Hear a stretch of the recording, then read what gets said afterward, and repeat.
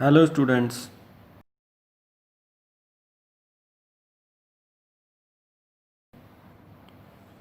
A capacitor is a device which is used to store charge. A parallel plate capacitor consists of two parallel plates, each of area A, carrying opposite charges and separated by a distance d. Let capital Q is the charge accumulated on the plates of capacitor when it is raised by a potential of V volts. Therefore, the capacitance of the capacitor is given by C is equal to Q upon V. Hence, capacitance of a capacitor is the magnitude of charge accumulated on the plates of the capacitor when it is raised by 1 volt. Thus, higher is the capacitance of a capacitor, higher is the charge accumulated on its plate when it is raised by a potential of 1 volt. Let sigma is the surface charge density of the capacitor plates. It means sigma is the magnitude of charge present on the unit area of the capacitor plates. Therefore, sigma can be written as total charge on the capacitor plates Q divided by area of the plates A, or total charge on capacitor plates Q becomes sigma into A. So, substituting the value of Q in the above equation, we get the capacitance of parallel plate capacitor as C is equal to sigma A upon the potential difference between the capacitor plates can be written as electric field intensity between the capacitor plates into distance between the plates. The electric field intensity, which is directed from positively charged plate towards negatively charged plate in the space between the capacitor plates, is given by E is equal to sigma upon epsilon naught. So, substituting the value of E in this equation, we get capacitance of parallel plate capacitor as C is equal to sigma A into epsilon naught upon sigma D. So, sigma cancel and we get the capacitance of parallel plate capacitor as epsilon naught A upon D. If the space between the plates of a parallel plate capacitor is completely filled with a dielectric medium of permittivity epsilon, then the capacitance of the parallel plate capacitor can be written as C dash equal to epsilon A upon D. This can be further written as epsilon naught epsilon R A upon D, where epsilon R is called as relative permittivity or the dielectric constant of the medium. So, we can represent the dielectric constant with letter K. So, it can be written as K epsilon naught A upon D. Hence, the capacitance has increased to K times of the capacitance of the capacitor which have free space between the plates. Thus, we conclude that when a parallel plate capacitor is filled with a dielectric medium of dielectric constant K, the capacitance of the parallel plate capacitor increases to K times. Hence, for the same potential difference which was applied when the space between the capacitor plates was filled with vacuum, the charge accumulated on the capacitor plates will be K times. In the case when the space between the capacitor plate is filled with a dielectric medium of dielectric constant K. Or we can say higher is the capacitance of a capacitor, higher is its tendency to store charge. On the other hand, the electric field intensity between the capacitor plates when it is filled with a dielectric medium of dielectric constant K reduces to 1 upon K times of its value in the case of free space. Similarly, the potential difference between the capacitor plates also reduces to 1 upon K times when the capacitor is filled with a dielectric medium of dielectric constant K as compared to free space.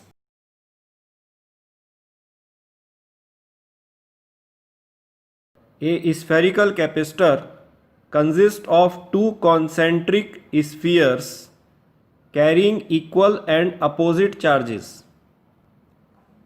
Let the radii of inner sphere is small a and the radii of outer sphere is small b. Suppose a charge plus q is uniformly distributed on the outer surface of inner sphere and a charge minus q is uniformly distributed on the inner surface of outer sphere.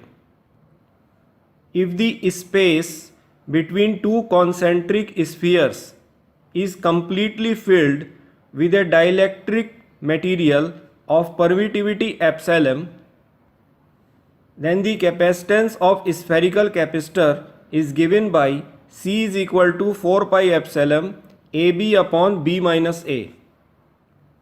This can be further written as C is equal to 4 pi epsilon naught epsilon r AB upon B minus A, where epsilon r is called as relative permittivity or dielectric constant of the dielectric material.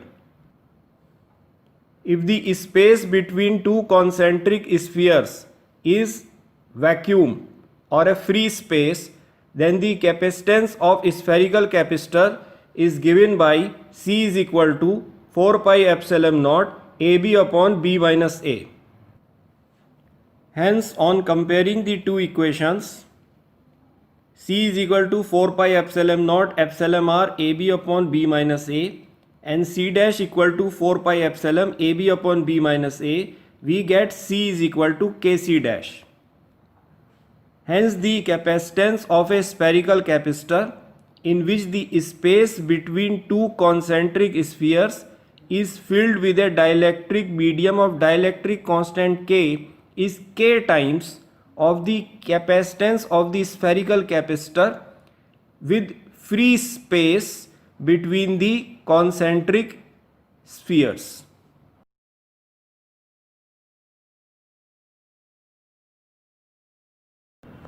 Let three capacitors with capacitances C1, C2 and C3 are connected in parallel across a battery of potential V.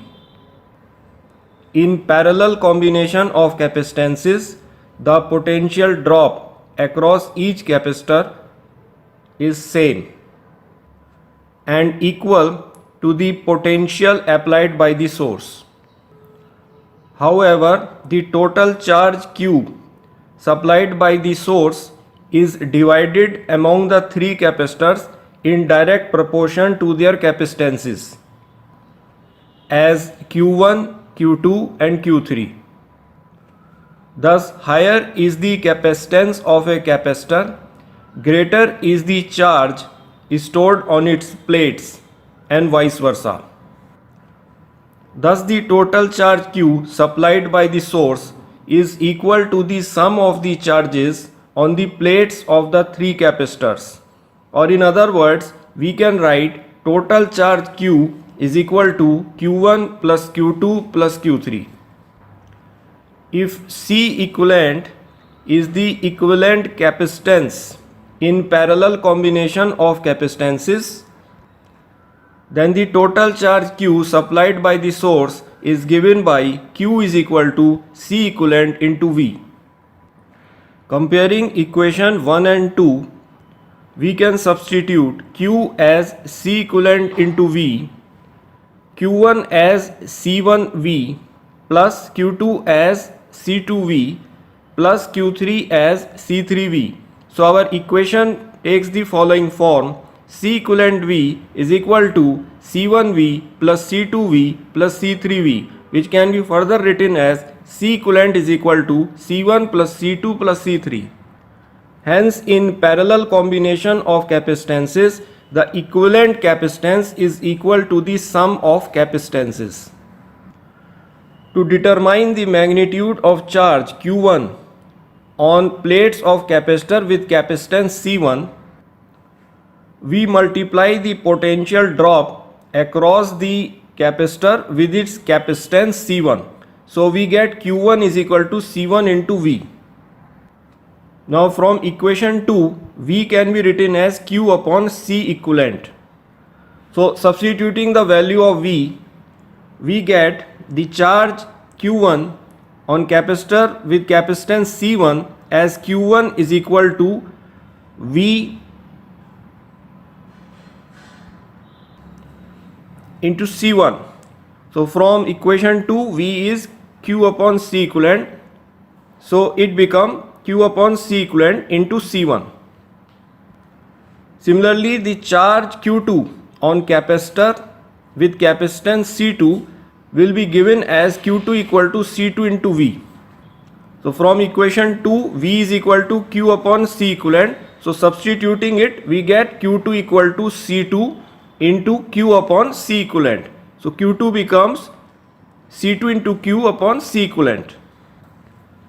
Similarly, the charge Q3 on capacitor with capacitance C3 will be Q3 into C3V. So from equation 2, V is equal to Q upon C equivalent. So substituting, we get Q3 equal to C3Q upon C equivalent. Let us consider an example on parallel combination of capacitances. This is question number 31, asked in UPSEE examination 2017. In steady state, charge on 3 microfarad capacitor is in the following figure. So in this question, we are provided two capacitors which are connected in parallel across a potential source of potential 18 volt. Because this end is earth, so the potential at this end is 0 volt. So the potential across the entire circuit is 18 volt. Now in parallel combination, the equivalent capacitance is given by C equivalent equal to 3 microfarad plus 6 microfarad, which is the sum of these two capacitances, is equal to 9 microfarad.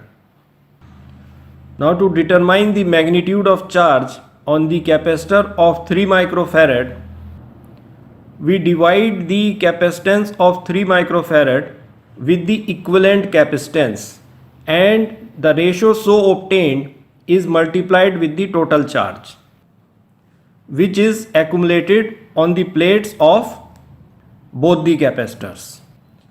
Now the total charge is not known to us, so we can determine the total charge from the equation. Total charge is equal to equivalent capacitance multiplied by the potential. So equivalent capacitance is 9 multiplied by 18 volt is the potential. So we get 9 into 18, that is 162 microcoulomb charge. This is the total charge supplied by the source to both the capacitors. So the charge accumulated on capacitor of capacitance 3 microfarad is given by Q is equal to total charge, which is 162 multiplied by the capacitance of 3 microfarad capacitor, which is 3, upon equivalent capacitance, which is 9. So we get 54 microcoulomb as the answer.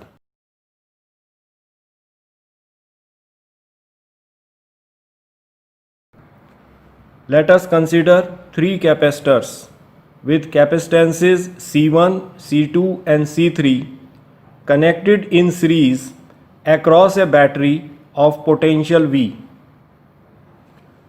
In series combination of capacitances, the charge Q on plates of each capacitor is the same and is equal to the total charge supplied by the source. However, the potential V supplied by the source is divided among the three capacitors in inverse proportion to their capacitances as V1, V2 and V3. Thus, higher is the capacitance of a capacitor, lower is the potential drop across its plates and vice versa. Thus, the total potential V supplied by the source is equal to the sum of potential drop across the three capacitors. Or in other words, we can write total potential V is equal to V1 plus V2 plus V3. If C equivalent is the equivalent capacitance in series combination of capacitors, then total potential V supplied by the source is given by V is equal to Q upon C equivalent. So comparing equation 1 and equation 2, we get, in place of V, we can write Q upon C equivalent is equal to V1 can be written as Q upon C1 plus V2 as Q upon C2 plus V3 as Q upon C3. Or we get 1 upon C equivalent is equal to 1 upon C1 plus 1 upon C2 plus 1 upon C3. To determine the magnitude of potential drop on capacitor with capacitance C1, the potential drop V1 will be equal to the total charge Q on capacitor plates divided by the capacitance C1 of the capacitor. So we can say V1 equal to Q upon C1. Now from equation 2, Q is equal to C equivalent into V. So substituting Q is equal to C equivalent into V, we get V1 is equal to C equivalent into V upon C1. Similarly, the potential drop across the capacitor with capacitance C2 will be given by V2 is equal to Q upon C2. Again from equation 2, Q is equal to C equivalent into V. So substituting Q is equal to C equivalent into V, we get V2 equal to C equivalent into V upon C2. Similarly, the potential drop across the capacitor with capacitance C3 will be given by V3 equal to Q upon C3. Again from equation 2, Q is C equivalent into V. So substituting Q is equal to C equivalent into V, we get V3 equal to C equivalent into V upon C3.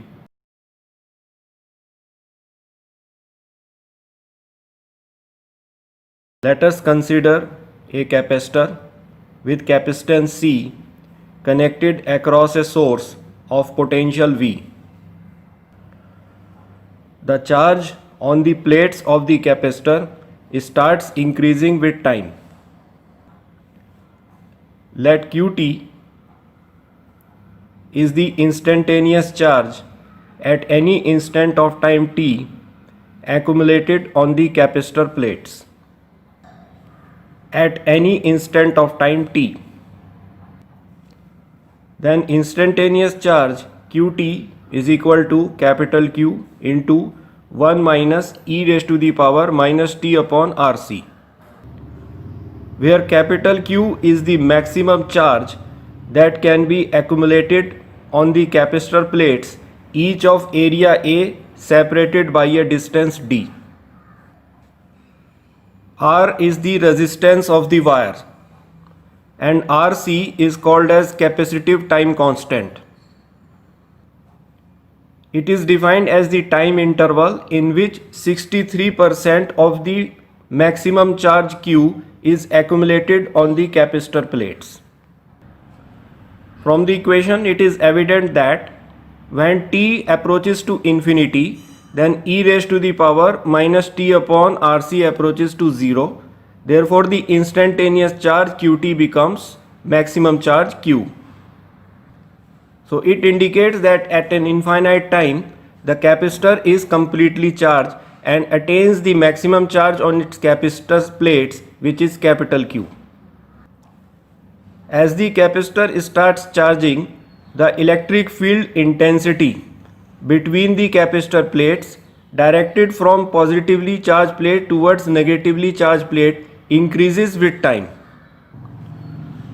The capacitor is raised from 0 potential to V volts and is also charged from 0 charge to a maximum of capital Q charge. Hence, the total work done on the capacitor to raise Q coulombs of charge on its plate will be given by total work done is equal to half Q into V. This work done on the capacitor is stored in the form of electrostatic energy in the space between the capacitor plates. Thus, this electrostatic energy between capacitor plates is given by electrostatic energy U is equal to half QV, which can be written as half CV square, which can be further written as Q square upon 2C. Now we know the capacitance of a parallel plate capacitor C, which have plates of area A separated by a distance D and a medium of permittivity epsilon naught, say free space between them. Then C is given by epsilon naught A upon small d. So substituting the value of C, we get U is equal to half epsilon naught A upon d. V we can written as E square upon d square. To determine the electrostatic energy stored per unit volume, we will substitute A and D equal to 1. So electrostatic energy per unit volume becomes half epsilon naught E square. Discuss an example on electrostatic energy stored in capacitor. This is question number 7 asked in UPSEE examination 2017. So we are shown a figure. The point A is connected to a source of potential minus 3 volt and the point B is earthed. The total electrostatic energy is stored in both the capacitors. So we are provided two capacitors of 3 microfarad and 6 microfarad. So in this question we are provided two capacitors with capacitances 3 microfarad and 6 microfarad, which are connected in series across a source of potential 3 volt. We have to determine the electrostatic energy stored in the system of these combination of capacitors.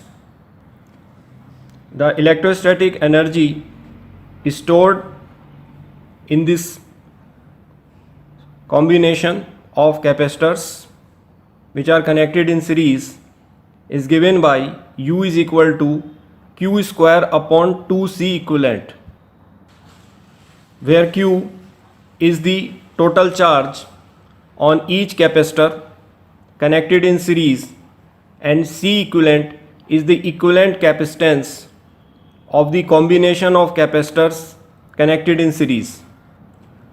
We have used only this formula to determine the electrostatic energy in this particular question because the two capacitors are connected in series and in series the total charge Q on each capacitor is same.